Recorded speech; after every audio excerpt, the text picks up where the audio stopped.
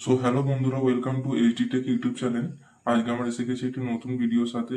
আজকে ভিডিওতে আপনারা দেখতে পাবেন কি করে কৃষক বন্ধু ফর্মটি ফিল আপ করতে হয়। এই ফর্মটি আবেদনের জন্য এই ফর্মটি আপনারা পেয়ে যাবেন নিকটবর্তী বিডিও অফিস থেকে। সেখান থেকে আধার কার্ড দেখিয়ে বা নির্দিষ্ট ডকুমেন্টস দেখিয়ে এই ফর্মটি আপনারা পেয়ে যাবেন। চলুন চলুন দেখি এই ফর্মটি ফিল আপ করার জন্য কি কি করতে হবে। প্রথমেই আপনারা দেখতে পাবেন এখানে দেওয়া আছে কৃষক বন্ধু কেবি আইডি নং।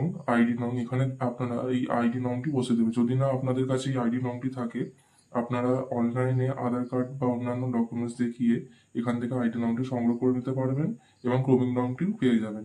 যদি না পান আপনারা কমেন্ট করবেন ভিডিওতে, আমি জানিয়ে দেবো খুব সহজেই কি করে এই আইডি নংটি আপনারা পেয়ে যাবেন। তো দেখি ফর্মের এই প্রথমে কি দেয়া আছে। ফর্মে এই 1 নম্বরে দেওয়া আছে সুবিধাভোগীর নাম কৃষক বন্ধুর রেকর্ড ব্যাংকের পাসবুক অনুযায়ী। যদি যিনি কৃষক বন্ধু পেয়ে থাকেন তার কৃষক বন্ধু ক্রেডিট কার্ডে বা কৃষক বন্ধু পাসবইয়ে কি নাম দেয়া আছে সেই নামটি আপনারা এখানটায় বসিয়ে দেবেন। দ্বিতীয়তে পিতা, স্বামী, স্ত্রী, অভিভাবকের নাম। যিনি কৃষক বন্ধু আবেদন করছেন তার স্ত্রী বা স্বামী বা পিতা বা অভিভাবকের নামে এখানে আপনারা বসিয়ে দেবেন।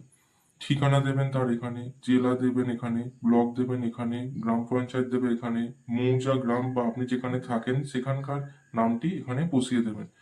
তো এই দিকে যে ডান দিকে যে বক্সগুলো আপনারা দেখতে পাচ্ছেন, এখানে আপনারা কিছুই করবেন না। এটি কর্তৃপক্ষরা যাচাই করে এখানটা দেখবে। এখানে কতে দেয়া আছে সুবিধাভোগীর বিবরণ। 4 নম্বরে দেওয়া আছে ব্যাংকের বিবরণ। 4-এর কতে দেওয়া আছে ব্যাংক ও শাখার নাম। যিনি কৃষক বন্ধু আবেদন করছে তার ব্যাংকের বা ব্যাংক এবং শাখার নাম এখানে আপনারা লিখে দেবেন। ব্যাংকের আইএফসি কোড যেটি রয়েছে সেটি এখানে লিখে দেবেন। ব্যাংকের অ্যাকাউন্ট নম্বর যেটি আছে সেটি এখানে লিখে দেবেন। আধার সংযুক্ত মোবাইল নম্বর যেটি আছে, মানে আধার কার্ডের সঙ্গে যে নম্বরটি আপনার রয়েছে লিঙ্ক করা, সেটি এখানে বসিয়ে দেবেন। 6 নম্বরে আপনারা দেখছেন আধার নম্বর। যিনি কৃষক বন্ধু আবেদন করছেন তার আধার নম্বরটি এখানে আপনারা বসিয়ে দেবেন। এপিক নম্বর মানে ভোটার কার্ডে যে এপিক নম্বরটি রয়েছে আপনার, সেটি এখানে বসিয়ে দেবেন। এসি নম্বর, ভোটার কার্ডে এসি নম্বর, পার নম্বর, সিরিয়াল নম্বর, এটা এসআইআর এর সময় যে কাগজপত্রগুলি আপনারা পেয়েছেন সেটি থেকে বসিয়ে দিতে পারেন, বা ভোটের সময় যে কাগজপত্রগুলি আপনাদের কাছে রয়েছে সেখান থেকে এগুলো খুব সহজেই আপনারা পেয়ে যাবেন এবং সেগুলো এখানে লিখে দেবেন। তো 8 নম্বরে দেখতে পাচ্ছেন কতে যে এসআই ডাব্লিউবিএল এ ভোটার 2026 ভোটার জন্য এসএসডি তালিকায় পাওয়া গেছে। মানে এসএসডি তালিকায় মানে এখানে যে এসএসডি তালিকায় যদি আপনার নাম পাওয়া যায় তো আপনারা এখানে ইয়েস লিখবেন।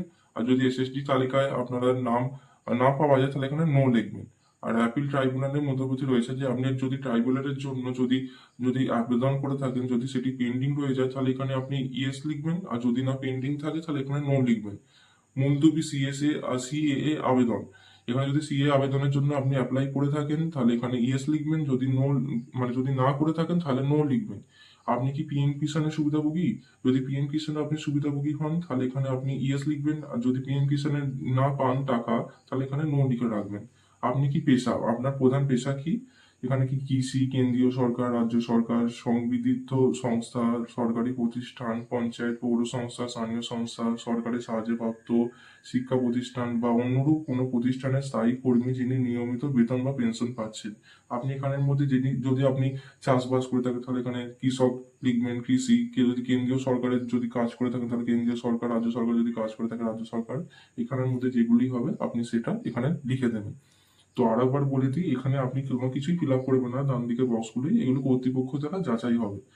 এখানে 11 নম্বরে আপনারা দেখতে পাচ্ছেন জমির বিবরণ। জমির বিবরণের মধ্যে 11 কতে রয়েছে জেল নম্বর। এগুলোর জন্য বলে রাখি আপনাদের কারেন্ট পর্চা বার করতে হবে। পর্চার জন্য যে বা পর্চাতে যে জেল নম্বর থাকে, খতিয়ান নম্বর থাকে, দাগ নম্বর, সেগুলো পর্চা থেকে আপনারা পেয়ে যাবেন। জেল নম্বর পর্চাতে দেওয়া থাকে সেটি এখানে লিখবেন, খতিয়ান নম্বর দেওয়া থাকে এখানে লিখবেন, দাগ নম্বর এখানে দিয়ে দেবেন, জমির পরিমাণ একরে একরে আপনারা এখানে লিখে দেবেন।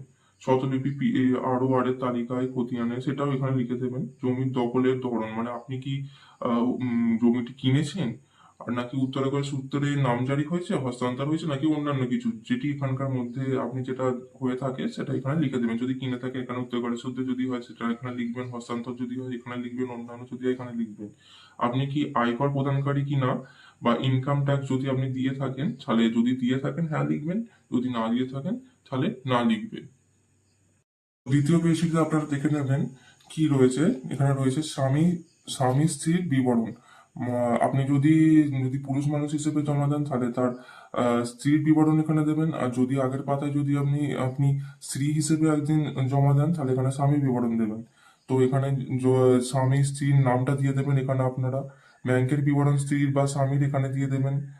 ব্যাংক ও শাখার নাম দিয়ে দেবেন এখানে। আইএফসি কোড এখানে দিয়ে দেবেন। ব্যাংকের অ্যাকাউন্ট নম্বর দিয়ে দেবেন। আধার সংযুক্ত মোবাইল নম্বর এখানে দিয়ে দেবেন।